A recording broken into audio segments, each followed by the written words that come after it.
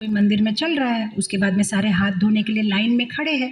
जो सबसे पहले हाथ धो लेगा वो फिर ऐसा टर्न होके आके बोलेगा, छी तुम्हारे हाथ कितने गंदे हैं, पर वो लाइन में खड़ा है। उसके बाद उसका चांस आएगा और फिर वो भी हाथ धोएगा। सब लोग तो लाइन में खड़े हैं, तो जितने भी लोग में हमें दोष दिखे हमें सोचना चाहिए लाइन में खड़े हैं हाथ धोने के लिए, वो भी हाथ धो लेंगे। मैंने हाथ धो लिया, वो बाद में हाथ धोने वाला है, लेकिन सबको मान देना है। ये बहुत ज़रूरी है। हमें किसी के बारे में भी ऐसा नहीं सोचना चाहिए कि ये नीचा है, इसमें ये गुण है। सब अच्छे हैं, राइट। गरुड़ जब आए थे जगन्नाथपुरी में तो उन्होंने क्या देखा, यहाँ पे सारे 4 हाथ वाले हैं, राइट। यहाँ पे सारे, कभी कभी हम यहाँ आने के बाद भी हमें कभी कभी किसी में दोष दिख सकता है, ये ऐसा क्यों कह रहा है, ये वैसा क्यों कह रहा है, लेकिन हमें हमेशा सोचना चाहिए चीज़ें जैसी दिखती है वैसी है नहीं। हमें शायद सही तरीके से देखना नहीं आता चीज़ों को, तो हमेशा पॉजिटिव लेना चाहिए, हमेशा भक्तों के लिए पॉजिटिव एटीट्यूड रखना चाहिए, वैष्णवों की सेवा करना चाहिए और वैष्णवों के पास में सही चीज़ मांगनी चाहिए। बहुत बार हम जब स्वामी जी लोग को देखते हैं, प्रभुपाद के शिष्यों को, बड़े भक्तों को, हमारी सबसे ज़्यादा इच्छा होती है उनके साथ में क्या करें, सेल्फ़ी ले ले, एक फ़ोटो ले ले, एक फ़ोटो ले ले। लेकिन फ़ोटो से भी ज़्यादा बहुत ज़रूरी है कि हम किसी भी रूप से उनकी सेवा करें और उनसे ब्लेसिंग्स मांगे। बस हमें तो भीख मांगनी चाहिए आशीर्वाद की।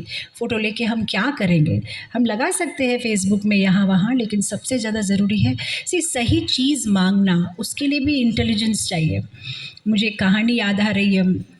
रामानुजाचार्य, बहुत सारे उनके छोटे छोटे सेंटर थे, तो एक सेंटर में रोज़ एक बुढ़िया दही सप्लाई करती थी, रोज़ रोज़, और महीने के एंड में आती थी, पैसा लेके चली जाती थी।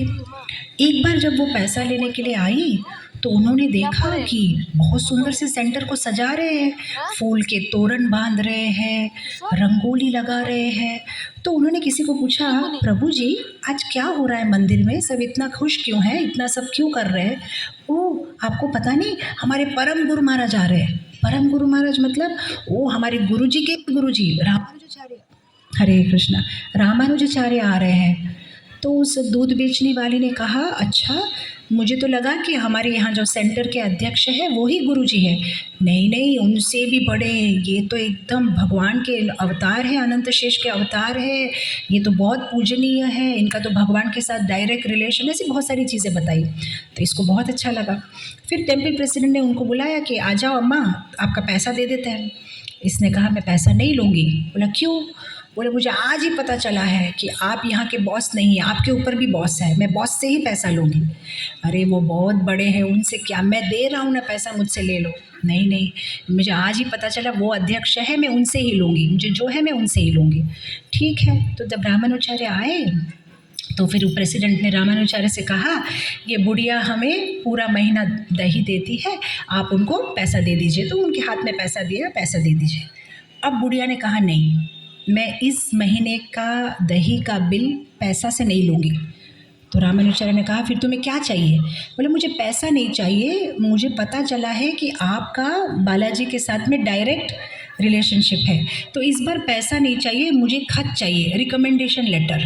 आप लिखिए, बालाजी इस बुढ़िया को आपका दर्शन दीजिए, इसने पूरा महीना हमें दही सप्लाई किया है, साइन करिए।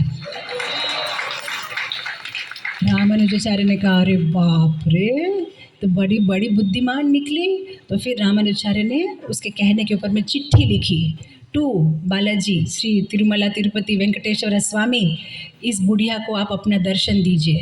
और फिर बुढ़िया ने कहा साइन साइन साइन करो। साइन करके, फिर साइन करके उसको चिट्ठी दिया। बुढ़िया ने बोला अच्छा अभी फुल एंड फाइनल पेमेंट मेरे को मिल गया है मेरे दही का, और मुझे कुछ नहीं चाहिए। फिर वो लेटर लेके भागी। अगर आप तिरुपति गए हो, तिरुपति में 7 हिल्स है, तो वैसे भागती भागती जब लास्ट हिल आया, बूढ़ी थी ना और चढ़ नहीं पा रही थी, पैरों में दर्द दिया, तो फिर थोड़ी देर ऐसा बैठी थी कि अरे अब चला नहीं जा रहा है। और फिर जब उसने थोड़ी देर के बाद में आंखें खोली, देखा बालाजी खुद भाग के आ रहे हैं। बोला भगवान आप क्यों आए। बोला अरे तुम रिकमेंडेशन लेटर इतने बड़े भक्त का लेके आए हो, मुझे खुद ही आना पड़ा। तो हमारे भक्ति जीवन का सार ये है कि हमें तो रिकमेंडेशन लेटर चाहिए। वैष्णवों का भक्तों का, यही हमारे जीवन का गोल होना चाहिए। हम परस्पर जिसके साथ भी डील करते हैं ना, डिवोटीज़ के साथ, हमेशा हमें हमारे व्यवहार में सोचना चाहिए, मैं इसके साथ जिस तरह का व्यवहार कर रही हूँ, क्या जब भी मुझे रिकमेंडेशन लेटर चाहिए तो ये वैष्णव देंगे कि नहीं देंगे, या कंप्लेन लिखेंगे कि ये तो इतना बदमाश है।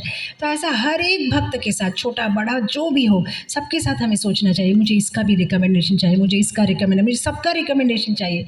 कि हमें पता नहीं है, अगर इस संसार में एक भी वैष्णव, एक भी सिंगल वैष्णव अगर हमसे रूठा हुआ है तो गोलोक वृंदावन का दरवाज़ा नहीं खुलेगा, बंद रहेगा, क्योंकि एक वैष्णव अभी भी बाकी है जो हमसे रूठा हुआ है।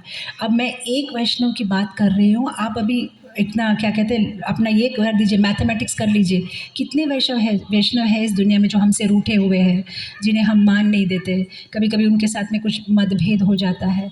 तो हमें हमारे अकाउंट्स इस लाइफ में क्लियर करने चाहिए, अननेसेसरी फाइल पेंडिंग नहीं रखनी चाहिए नेक्स्ट लाइफ के लिए, सारे अकाउंट्स क्लियर इसी लाइफ में। किसी से भी कुछ मन दुख हुआ है, मन मुटाव हो गया है, सॉर्ट आउट करना चाहिए, वांछाकल्प करना चाहिए, प्रभु जी माफ़ करिए, मुझे आपकी और मेरी फाइल दूसरे लाइफ में कैरी नहीं करनी है, बस यहाँ ही मुझे क्षमा कर दे, मुझसे जो भी भूल हुई। और सबके साथ में एक अच्छा रिश्ता, जब सारे वैष्णव हमारे फाइल में साइन कर देंगे तब हमारे लिए गोलोक वृंदावन का दरवाज़ा खुल जाएगा। तो